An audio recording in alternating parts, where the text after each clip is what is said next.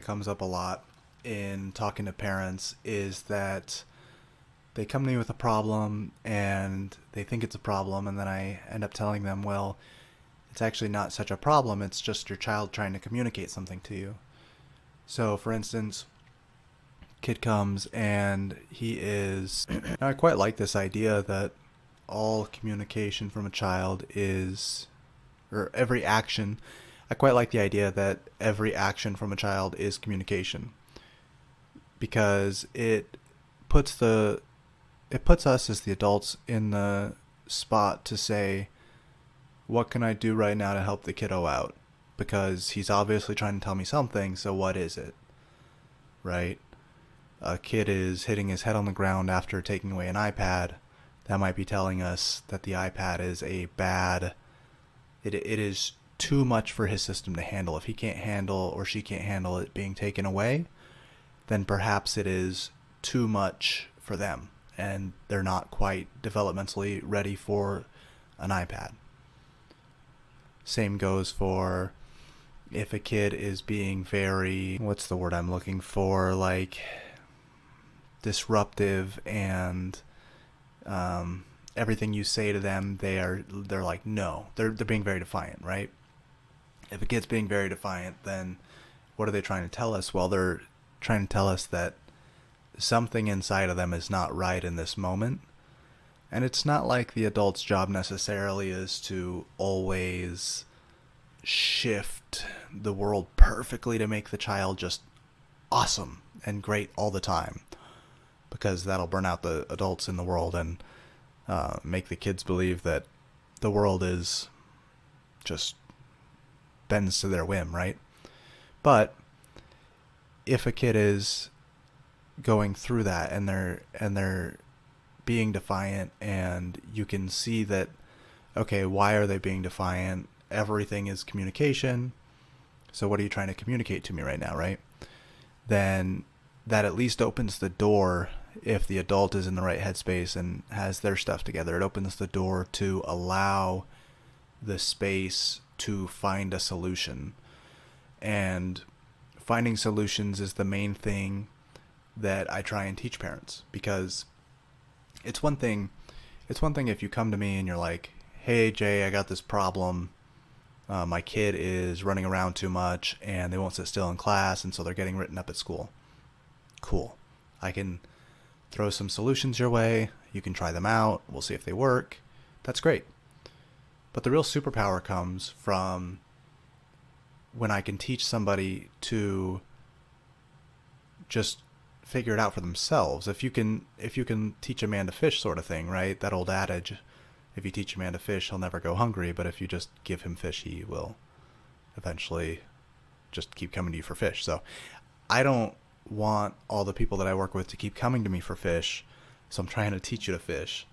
And the first thing in fishing, if you're raising someone with autism, is that this idea that all behavior is communication, and you're not always going to be able to solve the communication, obviously, but when you can, you should, because you are sort of their second brain. It's almost like, especially when they're really young, like 3, 4, 5, 6, you're their second brain in the fact that, like, you are their thinking brain while their thinking brain has yet to fully develop.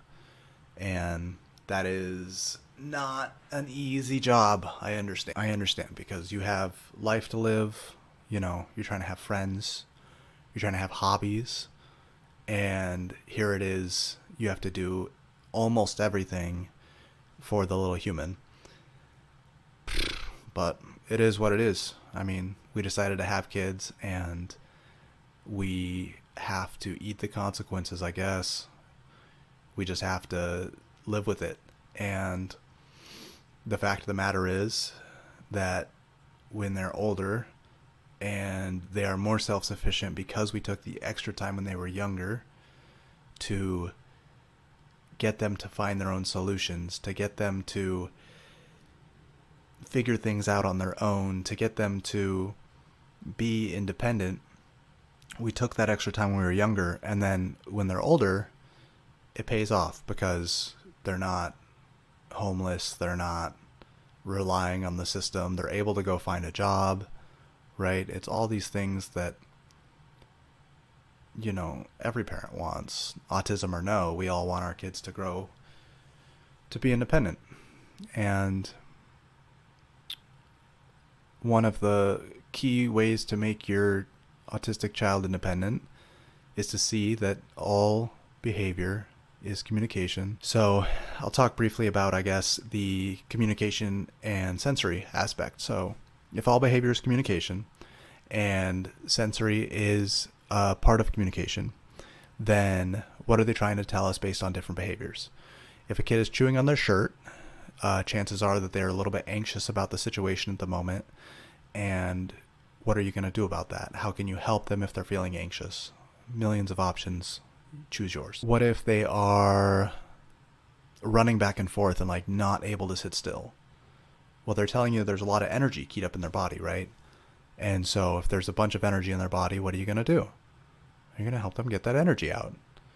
Now you can get into like, should they wear a weighted vest to get it out? Should they push things to get it out? Should they do animal walks? Really? Any way they get it out. The point is, you saw behavior, you knew it was a form of communication, and you helped fill that void for them. And that's called raising autism. You see a void, you fill a void. You see a void, you fill a void. You spend mad time doing that. Say that they are, what's another stimming style behavior? Say that they're spinning like crazy. Then you might help them spin faster. You might help them land on a crash pad. You might help them by giving them something to do because they're just bored. And this idea that parents should help their kids is something that I know like the last generation didn't really do. And so many of us are walking around like just not feeling like it's our responsibility, even though we know deep down that it is, right? We're like, oh, kids are supposed to go off in the corner and not be heard or seen and go do something. And we do want to foster that in our children. We do want to give them the ability to do so. But